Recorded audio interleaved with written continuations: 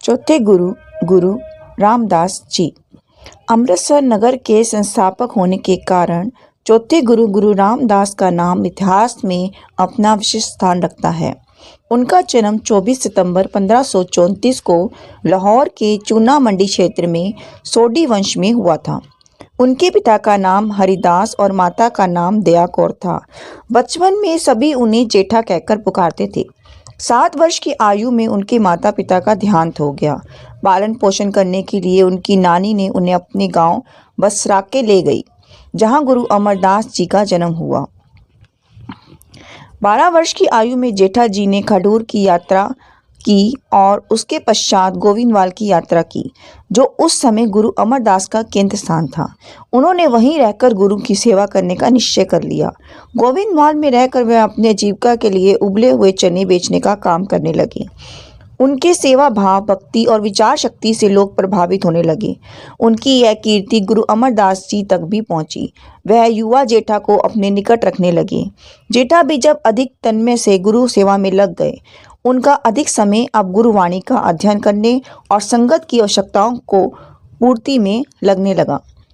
गुरु अमरदास की पुत्री भानी विवाह योग्य हो गई थी। उन्हें और उनकी पत्नी को लगा कि जेठा जी उनके लिए योग्य वर हैं। उन्होंने 18 फरवरी 1554 को पानी जी का विवाह जेठा जी से कर दिया। नवविवाहित पति पत्नी सदैव गुरु और संगत की सेवा में लगे रहते थे। पानी की सेवा के संबंध में एक साखी प्रचलित है। वह नित्य अपने वृद्ध पति को स्नान कराती थी।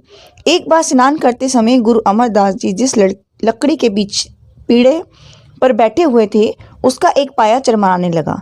भानी ने यह देख लिया। उसने झट वहां अपना हाथ रख दिया।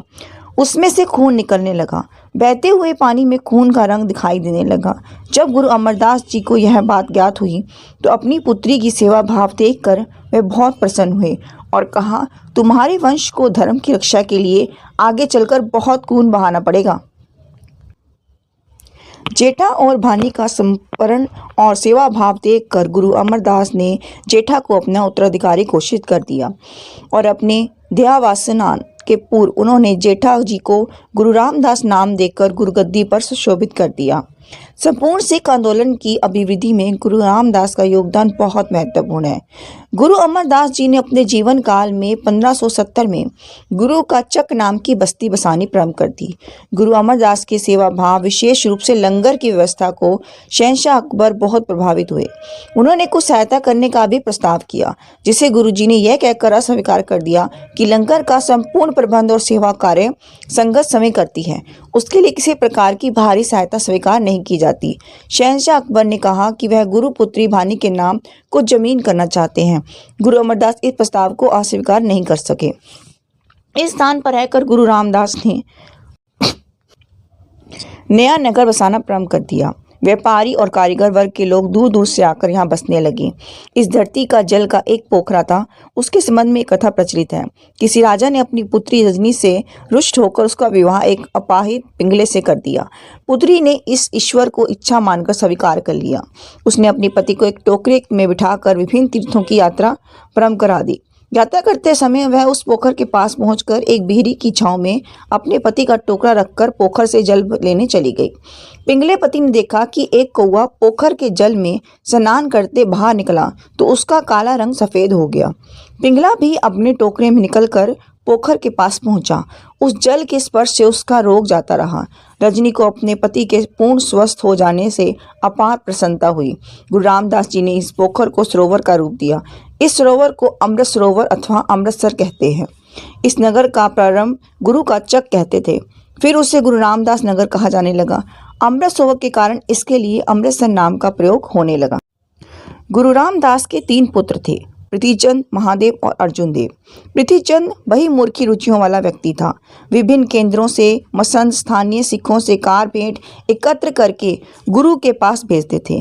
पृथ्वीचंद उसी में अधिक रुचि लेता था। महादेव की संसारिक कार्यों में कोई रुचि नहीं थी। वह सदैव विक भाव से जीते हुए तप साधना में लीन रहता था।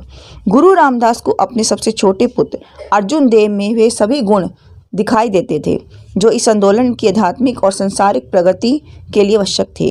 गुरु रामदास ने 7 वर्ष तक गुरु पद का गुरंतर भार संभाला और अपनी जीवन लीला समाप्त करने से पूर्व 1 सितंबर 1581 को तीसरे पुत्र अर्जुन देव को गुरु बनाकर गुरुगद्दी सौंप दी। रचना पक्ष। गुरु रामदास बड़े प्रतिभाशाली कवि थे। गुरु ग्रंथ साहिब में उनके 638 पद संग्रहित हैं, जो 30 रागों में निबंध है। सिखों में विवाह कार्य को आनंद कारज कहा जाता है।